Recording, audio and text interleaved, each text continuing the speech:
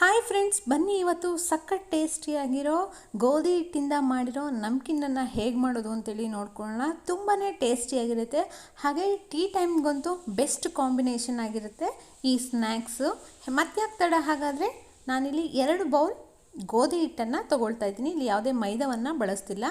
ಅದಕ್ಕೆ ಅರ್ಧ ಬೌಲ್ ಚಿರೋಟಿ ರವೆ, ಸಣ್ಣ ರವೆಯನ್ನು ತೊಗೊಳ್ತಿದ್ದೀನಿ. ಒಂದು ಅರ್ಧ ಟೇಬಲ್ ಸ್ಪೂನ್ ಉಪ್ಪು, ಹಾಗೆ ಅರ್ಧ ಟೇಬಲ್ ಸ್ಪೂನ್ ಅಜ್ವೈನನ್ನು, ಓಂ ಕಾಳನ್ನು ತೊಗೊಂಡು ಸ್ವಲ್ಪ ಉಜ್ಜಿ ಹಾಕ್ಕೊಳ್ತಾ ಇದ್ದೀನಿ, ಸ್ಮೆಲ್ ಚೆನ್ನಾಗಿರುತ್ತೆ.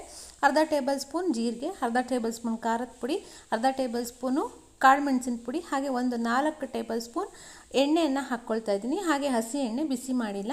ಇದಕ್ಕೆ ನಾನು 1.5 ಅಷ್ಟು ಅಮೂಲ್ ಚೀಸನ್ನು ತೊಗೊಂಡಿದ್ದೀನಿ. ಚೀಸನ್ನು ಈ ಥರ ತುರಿದು ಹಾಕ್ಕೊಳ್ತಾ ಇದ್ದೀನಿ. ಹಾಕ್ಕೊಂಡು ಫಸ್ಟು ಡ್ರೈ ಆಗಿ ಕಲಿಸ್ಕೊಳ್ಬೇಕಾಗತ್ತೆ. ಯಾವುದೇ ನೀರನ್ನು ಹಾಕಬೇಡಿ. ನೋಡಿ, ಈ ಥರ ಕಲಿಸಿದರೆ ಹಿಟ್ಟು ಉಂಡೆ ಆಗುತ್ತೆ, ಮಾಯ್ಸ್ಟ್ ಆಗಿರುತ್ತೆ. ಈಗ ಇದಕ್ಕೆ ಸ್ವಲ್ಪ ನೀರನ್ನು ಹಾಕ್ಕೊಂಡು ತುಂಬ ಗಟ್ಟಿಗೆ ಕಲಿಸ್ಕೊಳ್ಬೇಕಾಗತ್ತೆ. ತೆಳುಗಂತೂ ಕಲಿಸ್ಲೇಬೇಡಿ, ಚಪಾತಿಗಿಂತ ಗಟ್ಟಿಗೆ ಇರಬೇಕು. ನೋಡ್ಬೋದು ಅಲ್ಲಿ ಯಾವ ರೀತಿಯಾಗಿ ಗಟ್ಟಿಗೆ ಹಿಟ್ಟನ್ನು ಕಲಿಸ್ಕೊಂಡಿದ್ದೀನಿ ಅಂಥೇಳಿ.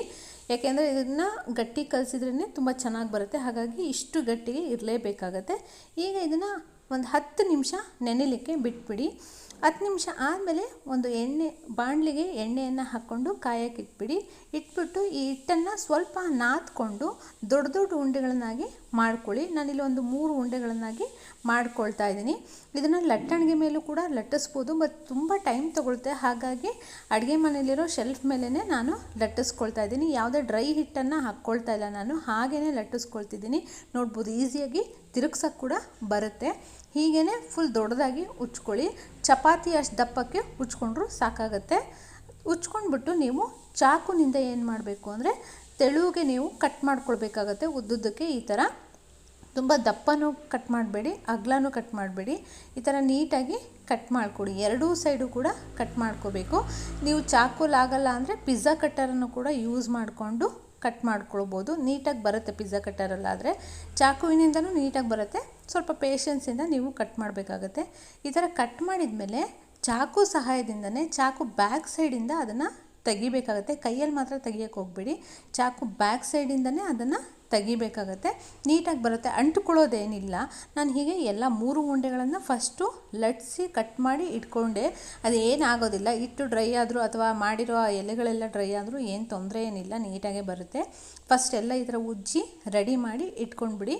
ಇದಾದಮೇಲೆ ಎಣ್ಣೆ ತುಂಬ ಫುಲ್ ಬಿಸಿಯಾಗಿರಬೇಕು. ಬಿಸಿಯಾಗಿರೋ ಎಣ್ಣೆಗೆ ಈ ಥರ ಆ ಸ್ಪೂನಲ್ಲೇ ಹಾಕ್ಕೊಂಡು ನೀಟಾಗಿ ಒಂದು 2 ಸೈಡ್ ಅದನ್ನು ಕೈ ಆಡಿಸ್ತಾ ಇರಿ. ಅದೇ ಬಿಟ್ಕೊಂಡ್ಬಿಡುತ್ತೆ, ಅಂಟ್ಕೊಳ್ಳೋದು ಅದೆಲ್ಲ ಏನಿರೋದಿಲ್ಲ.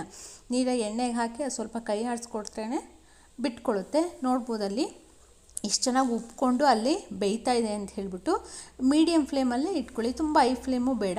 ಅದಾಗ್ತಾ ಎಣ್ಣೆ ಕಡಿಮೆ ಆಗೋಗುತ್ತೆ, ಬೆಂದಿರುತ್ತೆ. ನೋಡ್ಬೋದು, ಈ ಕಲರಿಗೆ ಬಂದರೆ ಸಾಕಾಗುತ್ತೆ.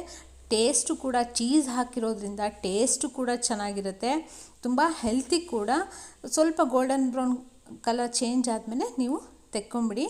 ಹಾಗೆ ಎಲ್ಲ ಮಾಡಿಟ್ಟಿರೋ ಎಲ್ಲ ಒಂದು ನಮ್ಕಿನ್ಗಳನ್ನು ಹಾಕಿ ಎಣ್ಣೆಯಲ್ಲಿ ಈ ಥರ ತಿರುಗಿಸ್ಕೊಡಿ. ಕೈಯಲ್ಲಿ ತಿರುಗಿಸ್ತಾ ನೀಟಾಗಿ ಬೆಂದುಬಿಡುತ್ತೆ. ಎಲ್ಲದನ್ನು ಮಾಡಿಟ್ಕೊಳ್ಳಿ. ಮಕ್ಕಳಿದ್ರಂತೂ ತುಂಬ ಇಷ್ಟಪಡ್ತಾರೆ, ಅಷ್ಟು ಟೇಸ್ಟಿಯಾಗಿರುತ್ತೆ. ಇದನ್ನು ಸಾಸ್ ಜೊತೆ ಕೂಡ ನೀವು ತಿನ್ಬೋದು. ತುಂಬ ಕ್ರಿಸ್ಪಿಯಾಗಿ ಕೂಡ ಬಂದಿದೆ, ನೋಡ್ಬೋದು ನೀವಿಲ್ಲಿ. ಹಾಗೆ ಸ್ವಲ್ಪ ತಗೊಂಡು ಕೈಯಲ್ಲಿ ಇಸ್ಕಿದ್ರೇ ಎಲ್ಲ ಪುಡಿ ಆಗ್ತಿದೆ, ಅಷ್ಟು ಸಾಫ್ಟಾಗಿರುತ್ತೆ. ತುಂಬ ಟೇಸ್ಟಿ ಕೂಡ ಹೌದು. ಈ ರೆಸಿಪಿ ಇಷ್ಟ ಆಯಿತು ಅಂತಂದರೆ ಪ್ಲೀಸ್ ಲೈಕ್ ಮಾಡಿ, ಶೇರ್ ಮಾಡಿ, ಕಮೆಂಟ್ ಮಾಡಿ. ಹಾಗೆ ಇನ್ನೂ ಯಾರೆಲ್ಲ ಸಬ್ಸ್ಕ್ರೈಬ್ ಆಗಿಲ್ಲ ಪ್ಲೀಸ್ ಸಬ್ಸ್ಕ್ರೈಬ್ ಮಾಡ್ಕೊಳ್ಳಿ. Thank you friends.